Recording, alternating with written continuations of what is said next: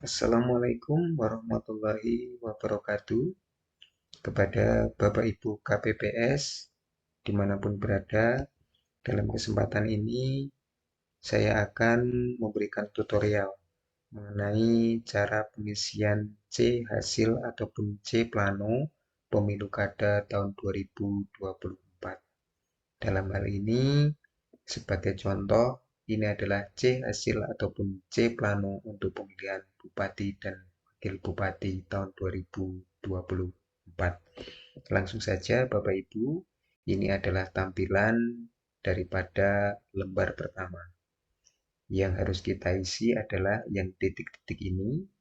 Di sini adalah contohnya pada hari ini adalah Rabu. Kita tulis dengan menggunakan huruf, terus tanggal 27, di sini kita juga menggunakan huruf, dan bulan juga menggunakan huruf, dan tahun itu sama menggunakan huruf. Dan yang selanjutnya adalah untuk provinsi, kita tulis sesuai dengan provinsi di mana Bapak Ibu KPPS bertugas. Kabupaten, kecamatan atau distrik, kelurahan atau desa, dan nomor TPS. Nah, khusus untuk pengisian nomor TPS di sini, kita harus menuliskan angka. Ini kita asumsikan atau kita contohkan bahwasannya kita bertugas di TPS 9. Maka kita tulis 9, angka 9, dan kita tuliskan huruf, yaitu 9. Lanjut. Nah, di sini ini adalah penulisan waktu, di mana Bapak Ibu KPPS mulai melakukan tugas, yaitu rapat pemungutan suara. Nah, mestinya kita isi rapat dimulai pada pukul 7 sampai dengan pukul 13 sesuai dengan regulasinya. Terus kita isi lagi untuk waktu rapat penghitungan suara, yaitu dimulai pada pukul 13 sampai dengan selesai. Nah, seperti ini. Cara penulisannya seperti contoh. Yang selanjutnya, kita masuk ke inti pengisian, yaitu yang pertama adalah data pemilih dan pengguna hak pilih. Nah, di poin A ini adalah data pemilih, yaitu DPT, yaitu jumlah pemilih dalam daftar pemilih tetap atau DPT. Nah, ini kita isi sesuai dengan jumlah data DPT di mana TPS Bapak Ibu berada. Nah, kita asumsikan bahwasanya di TPS 9 ini adalah DPT laki-laki itu berjumlah 375 dan DPT perempuan itu adalah 343.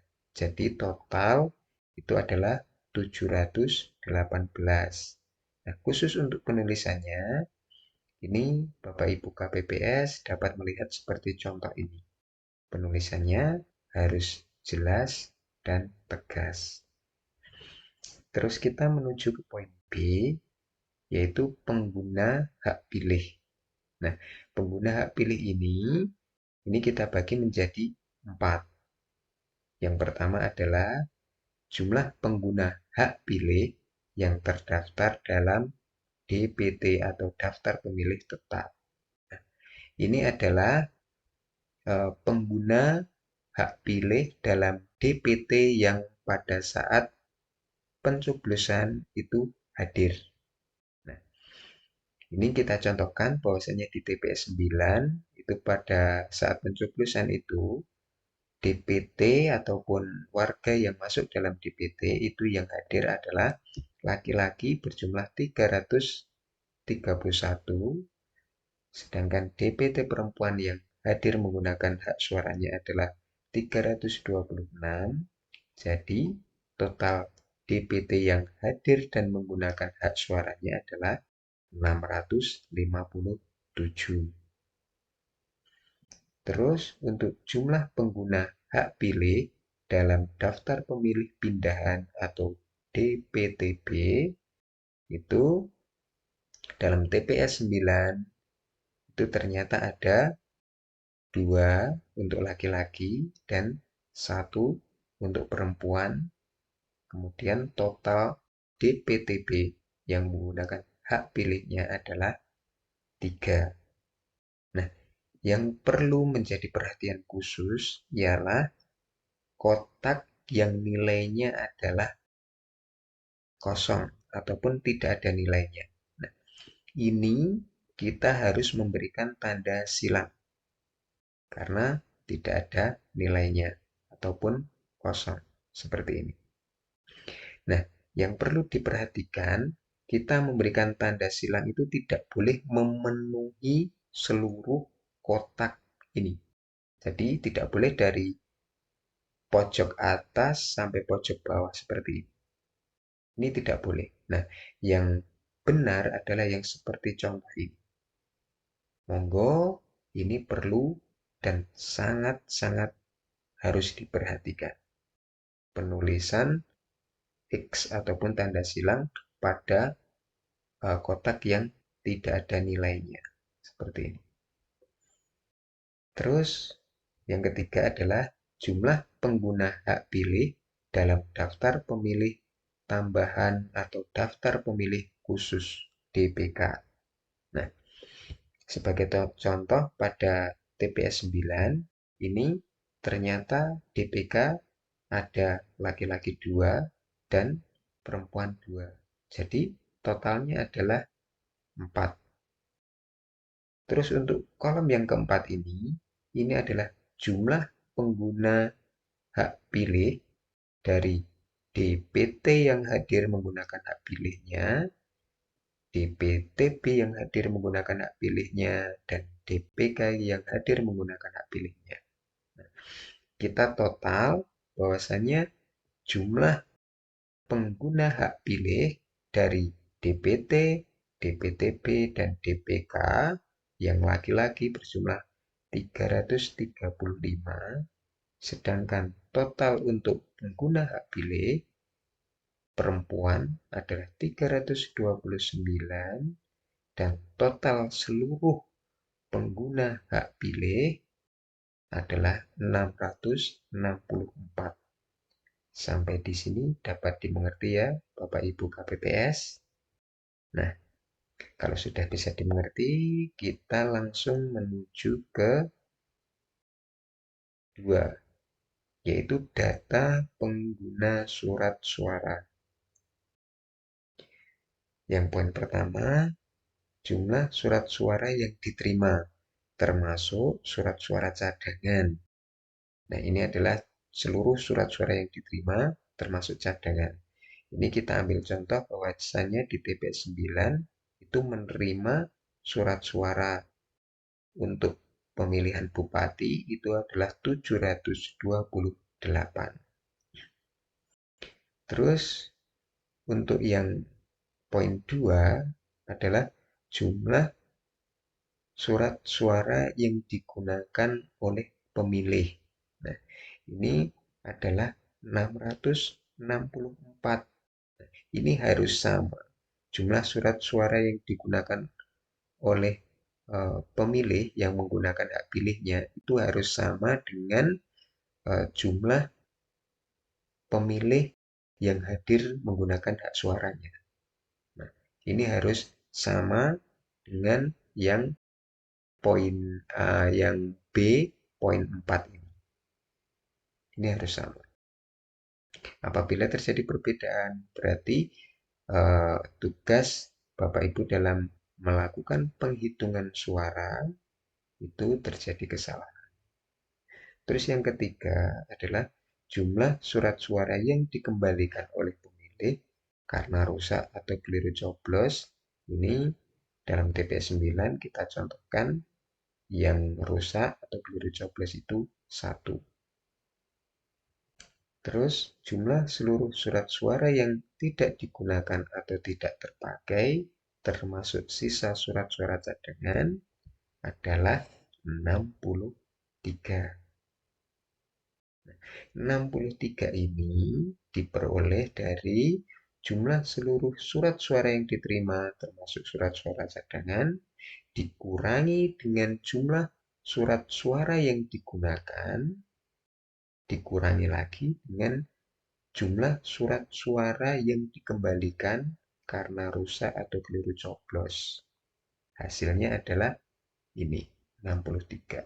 Apabila hasilnya itu tidak sesuai, itu berarti ada kesalahan dalam mengerjakan yang dilakukan oleh Bapak Ibu KPPS. Terus yang selanjutnya dicontohkan dalam TPS 9 itu ada pemilih disabilitas yang menggunakan hak pilihnya. Itu kita contohkan laki-laki 1, perempuan 2. Jadi totalnya 3. Dan khusus untuk ini, kolom tanda tangan, ini nanti kita isi terakhir setelah penghitungan suara untuk pemilihan bupati dan wakil bupati ini selesai. Jadi setelah kita mengerjakan 3 lembar C plano ini. Lanjut, kita menuju ke lembar kedua. Nah, dalam lembar kedua, mulai dari atas, ini harus kita isi adalah nama provinsi, nama kabupaten kota, nama kecamatan, nama kelurahan atau desa, dan nomor TPS. Seperti tadi yang di atas. Terus yang kelima, ataupun yang keempat, ini adalah data rincian perolehan suara sah pasangan calon bupati dan wakil bupati. Nah, ini diisi pada saat rapat penghitungan suara. Nah, dalam TPS 9, di TPS 9 ini, kita asumsikan dalam pemilu kada ini ada 3 pasangan calon. Seperti itu. Nah, masing-masing pasangan calon ini kita ambil contoh memperoleh nilai atau perolehan suara yang sama. Yaitu kita contohkan pasangan nomor 75 itu dapat 221 suara. Pasangan calon nomor 76 juga memperoleh 221 suara. Dan pasangan nomor 77 juga memperoleh 221 suara. Untuk penulisannya, seperti yang pernah dilakukan ataupun pernah dikerjakan pada saat pemilihan legislatif dan presiden. Yaitu di setiap baris ini ada 12 kotak.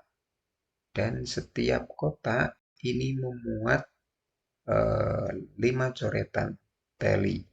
Nah, 4 coretan tegak dan 1 coretan miring. Ini hanya boleh diisi 5 coretan. Seperti ini.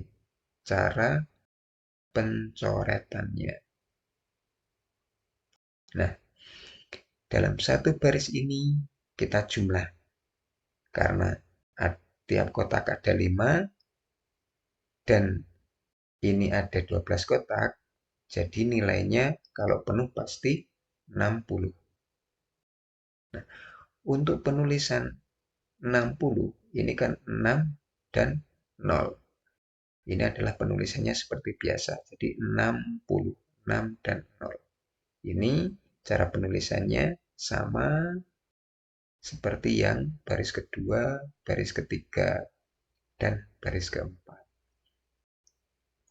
Nah, untuk baris keempat ini, karena nilainya cuma 41, jadi tidak penuh sampai ke kotak yang ke-12, jadi sisa kotak ini harus kita coret dengan coretan yang tegas, seperti contoh ini. Nah, kita coret dari atas, terus sampai ke bawah. Ini sama halnya dengan kolom pada jumlah tiap baris. Karena juga tidak penuh, yang bawahnya ini, bawahnya 41, kita coret dengan tegas dan jelas. Seperti ini. Nah, setelah itu kita jumlahkan. 60 ditambah 60 ditambah 60 ditambah 41. Hasil akhirnya adalah 221. Dan di total terbilang di bawahnya ini, kita tulis dengan huruf, yaitu 221.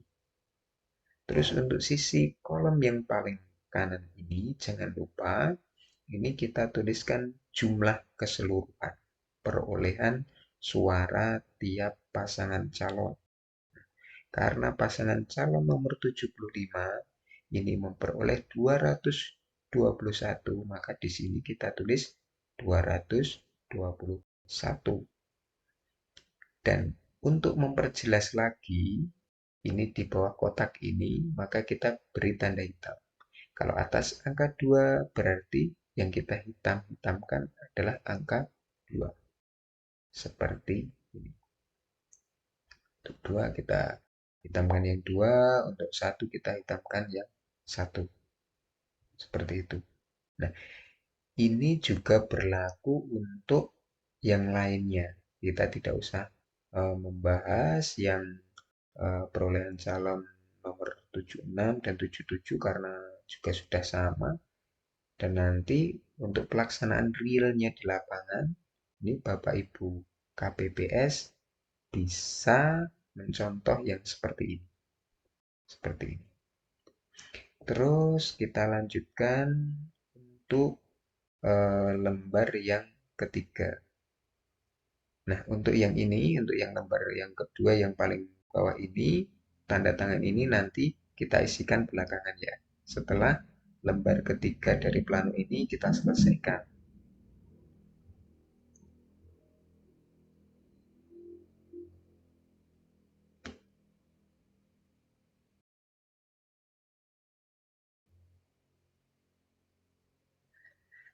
Lanjut, kita menuju ke lembar ketiga ataupun lembar terakhir.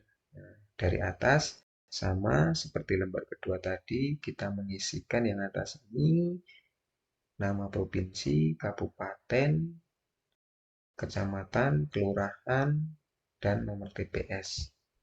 Terus, untuk yang 5 Romawi, data surat suara sah dan suara tidak sah, itu adalah jumlah dari perolehan masing-masing dari pasangan calon.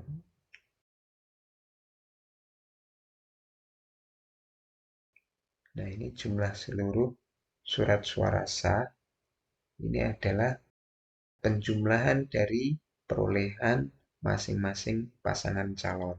Nah, tadi karena calonnya ada 3 dan setiap calonnya memperoleh 221, jadi totalnya adalah 663. Seperti itu. Ini terbilangnya kita tulis, terus untuk angkanya juga kita tulis di sisi kanannya. Terus untuk yang poin B, ini adalah jumlah suara tidak sah. Nah, kita contohkan pada TPS 9, ini ternyata pada saat rapat penghitungan suara diketemukan satu surat suara yang dinyatakan tidak sah. Nah, cara penulisannya sama seperti di atas, yaitu di kotak yang nomor 1, ini yang paling kiri, ini kita berikan tanda coret 1. Terus sisanya kita berikan tanda coret yang tegas, seperti contoh ini. Nah, terus untuk kolom jumlah tiap baris, ini karena tiap baris itu cuma ada 1, maka kita tulis 1. Dan karena kotak yang di sebelah kanannya ini ataupun di sebelah kirinya ini tidak ada nilainya ataupun kosong, maka kita beri tanda silang seperti ini. Dan untuk kolom yang di bawahnya, kotak-kotak yang di bawahnya ini kita berikan tanda coret yang tegas. Terus untuk kolom paling kanan yang jumlah suara tidak sah itu kita berikan angka 1. Dan yang kotak yang tidak ada nilainya kita berikan tanda silang di tengah. Ingat ya, silangnya tidak boleh sampai memenuhi kotak ini. Ini yang perlu dicamkan. Nah, kembali lagi seperti di atas, yang di bawah kotak ini menunjukkan nilai daripada kotak ini. Walaupun ini tidak ada nilainya ataupun kosong, nah di sini kita tetap menuliskan 0 ataupun memberikan tanda hitam pada angka 0 seperti ini. Untuk angka 1 ya kita hitam-hitamkan yang angka 1. Nah, terus yang C ini adalah jumlah seluruh suara sah dan suara tidak sah. Nah, ini adalah yang tadi jumlah perolehan suara sah yaitu 663 ditambah 1 surat suara yang tidak sah itu, jadi totalnya adalah 664. Dan total ini harus sama dengan jumlah seluruh pengguna hak pilih. Nah, coba kita lihat apakah sama 664 jumlah pengguna hak pilih yang hadir di lembar pertama tadi. Nah, ternyata sama. Ini adalah 664. Jadi, kalau sudah sama seperti ini, berarti pekerjaan Bapak Ibu KPPS itu telah betul. Nah,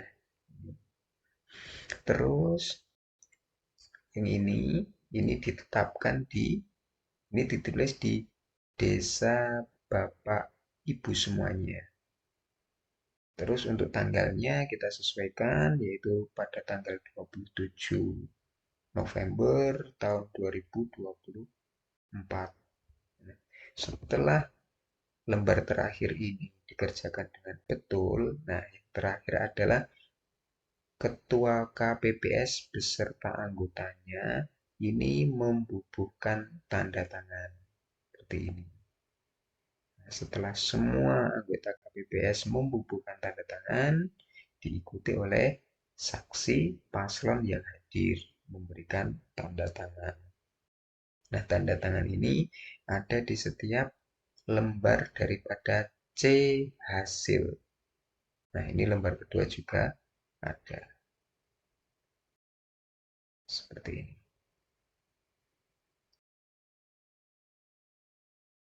Nah, setelah semuanya benar, ini tugas Bapak Ibu KPPS itu menyalin di C hasil salinan. Nantinya untuk digandakan. Dan bagi petugas Sirekap, yaitu tugasnya melakukan pemotretan yang dilakukan di aplikasi Sirekap. Oke, Bapak Ibu KPPS dimanapun berada, demikianlah sedikit ulasan mengenai tutorial pengisian C hasil ataupun C plano dalam pemilu kada tahun 2024. Apabila dalam penyampaian ini dirasa kurang jelas, mohon untuk dimaafkan. Dan dukung terus channel ini dengan like, komen, dan subscribe supaya channel ini lebih maju dan memberikan tutorial-tutorial yang lebih menarik lagi. Terima kasih atas perhatiannya. Wassalamualaikum warahmatullahi wabarakatuh.